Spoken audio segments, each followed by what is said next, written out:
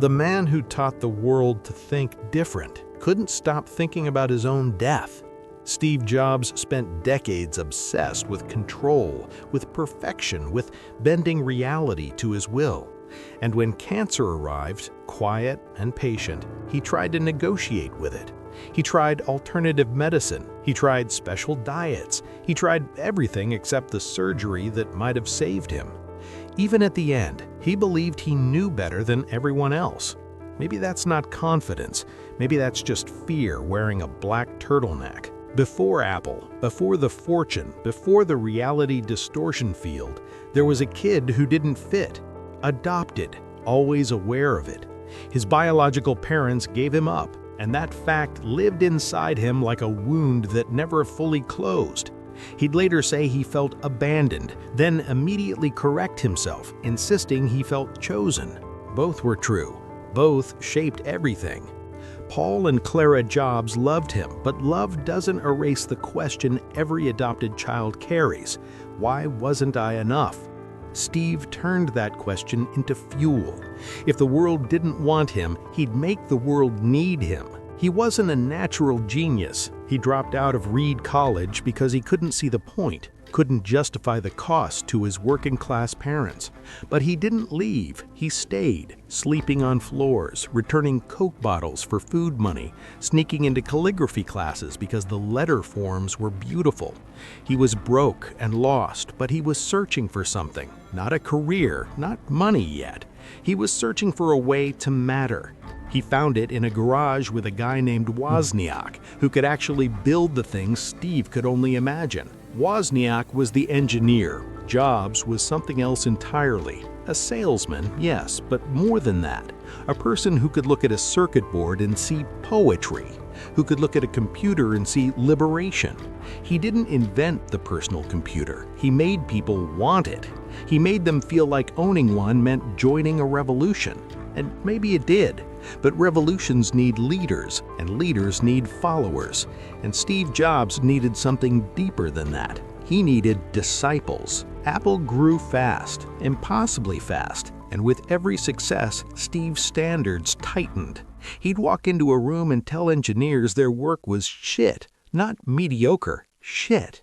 He'd cry when something wasn't beautiful enough. He'd fire people in elevators. His colleagues called it the reality distortion field, this ability to convince anyone that the impossible was inevitable, that shipping in 6 months meant shipping in 6 months, even when it meant no sleep, no life, nothing but the product. Some people thrived under that pressure. They called it the best work of their lives. Others called it abuse.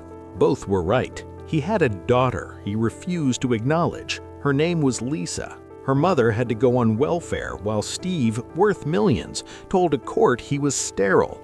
The cruelty wasn't loud, it was cold, calculated. He named a computer Lisa as if that was a substitute for being a father. Years later, he'd reconcile with her, let her live with him, pay for her education. But those early years, that rejection, it never fully dissolved. You can apologize for abandoning someone. You can't unabandon them. Apple fired him. The company he built, the identity he wore like skin, they voted him out. The board decided he was too volatile, too difficult, too obsessed with perfection at the expense of profit. And for a moment, Steve Jobs became nobody again. Not a visionary, just a guy who got fired. He bought Pixar, started Next, and spent years in the wilderness, humiliated, trying to prove he wasn't a one-hit wonder. The thing about exile is it clarifies you. Either you disappear or you sharpen into something harder. When Apple brought him back, he wasn't the same person. He was quieter, more dangerous. He killed products, simplified everything, made the company do one thing beautifully instead of 10 things adequately. The iMac, the iPod, the iPhone, each one a bet that people didn't know what they wanted until you showed them. He was right. Every time he was right.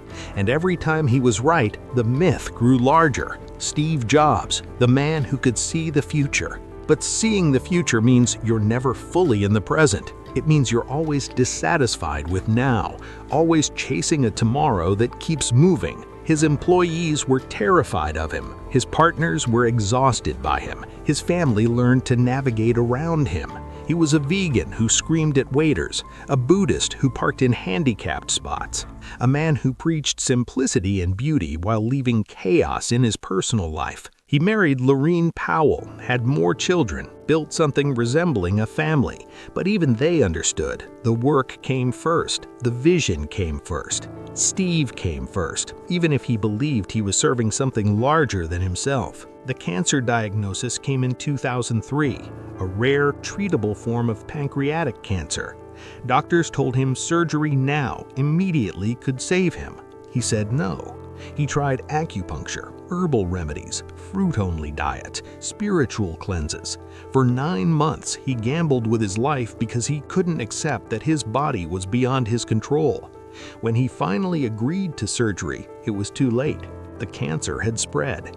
He'd spent his entire life bending reality, and reality bent back. He kept working, thinner, sicker, but still launching products, still giving keynotes, still demanding perfection.